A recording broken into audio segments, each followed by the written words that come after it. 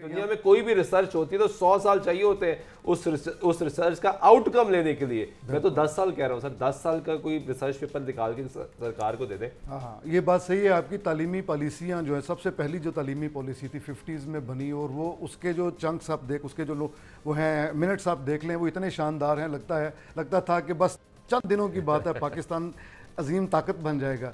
लेकिन उसके बाद भी आपने सही फरमाया है कि वो जो पॉलिटिकल इंस्टेबिलिटी है वो मौजूद ही नहीं है। पॉलिटिकल इंस्टेबिलिटी नहीं है, हमारी रियासत अभी तक अपना रुख मुतय्यन नहीं कर सकी सोशली भी, कि हमने किस रियासत के तौर पे आगे बढ़ना है। 21वीं सदी में दाखिल हुए हैं तो उसके बाद आगे तीसरे डेकेड में हमने बतौर क्या जमहूरी निज़ाम के तौर पे आगे जाना है, हाइब्रिड निज़ाम के तौर पे आगे जाना है, किस तरह जाना है, यही तय नहीं हो पा रहा। जब ये तय नहीं हो पा रहा तो शाह साहब इवन इस बात पे अंदाज़ा कर लें कि आज तक हम इस बात का फैसला भी नहीं कर सके कि हमारा जो मीडियम ऑफ एजुकेशन है वो उर्दू होगा कि अंग्रेजी होगा। क्या ये तनाज़ा हल हो चुका है? रज़ा साहब जहाँ पे हम एक सरकार आती है वो कहती है कि हम आईटी में तरक्की करेंगे तो बच्चों को लैपटॉप्स देना शुरू कर दिए जाते हैं। नई सरकार आती है तो कहते हैं नहीं ये तो फजूल खर्ची है, ये बंद किए जाए, हम स्कूलों की बिल्डिंग्स बनाएंगे। इन दी एंड नतीजा ये निकलता है कि दोनों काम रुक जाते हैं, कुछ भी नहीं हो रहा होता। तो तरक्की फिर कैसे होगी?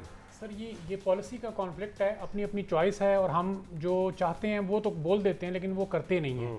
देखिए, इसमें जो अभी आपने पहले कहा ना कि एजुकेशनिस्ट ने कोई रिसर्च की, मैं उसमें एक छोटी सी काविश यहाँ पेश करूँ कि देखिए, हमारे पास जो मैट्रिक का बच्चा हर साल मैट्रिकुलेशन के एग्जाम में अपेयर होता है वो तकरीबन 3.5 मिलियन होता है, 35 लाख होता है। इस 3.5 मिलियन में से तकरीबन 1.2 मिलियन बच्चे कॉलेजेस को ज्वाइन कर लेते हैं, और जो 2.3 मिलियन बच्चा है वो आउट ऑफ स्कूल हो जाता है। अभी तो आप सिर्फ उन आउट ऑफ स्कूल बच्चों की बात कर रहे हैं जो छोटी क्लासेस में से जो स्कूल ही नहीं आते, जो नहीं आते। तो ये कॉलेज की एजुकेशन में भी 2.3 मिलियन बच्चा हर साल निकल जाता है। अच्छा, अब इसके लिए बुनियादी वजह क्या है सर? हाँ, इसकी वजह क्या है? इसकी बुनियादी वजह ये है कि वो पास नहीं कर पाते। पॉवर्टी भी है। नहीं सर, पास तो कर लेते हैं मेजॉरिटी बच्चे, 70% रिजल्ट हर साल आता है, कंटिन्यू नहीं कर पाते। उसकी बहुत सारी रीजंस हैं। उसकी रिसोर्सेज का भी प्रॉब्लम है, उसमें स्ट्रीम लाइन्स का भी प्रॉब्लम है। उसमें देखें, सारे बच्चे फिजिक्स, केमिस्ट्री, बायोलॉजी नहीं पढ़ना चाहते, या पढ़ने के बाद उसकी कोई आउटपुट नहीं दे सकते।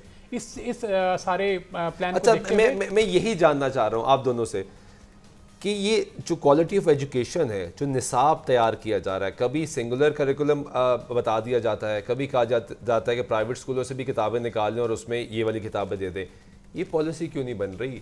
कोई एक ऐसा निसाब क्यों नहीं बनाया जा रहा ताकि उसके बाद फिर पॉलिसी तब्दील हो? जो मैंने आप दोनों की खिदमत में गुजारिश की कि एजुकेशनिस्ट ऐसी पॉलिसी दें। आप कह रहे हैं 2.3 मिलियन बच्चे स्कूलों के बाद नहीं जाते, तो सर वो कहाँ जाएं?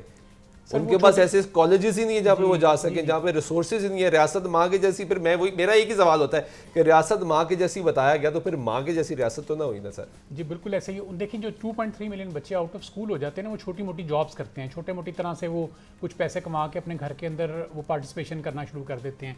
इस असना में इस सारे प्लान को देखते हुए हमने गवर्नमेंट को एक पूरा प्लान बना के दिया कि आप बच्चों को फ्यूचर स्किल सिखाएं, टेक्निकल एजुकेशन देना शुरू करें, ताकि ये बच्चे मैट्रिकुलेशन के फौरी बाद इस काबिल हो जाएं कि अच्छा पार्टिसिपेशन कोई जॉब की सूरत में, कोई बिजनेस की सूरत में अपनी फैमिलीज में कर सकें।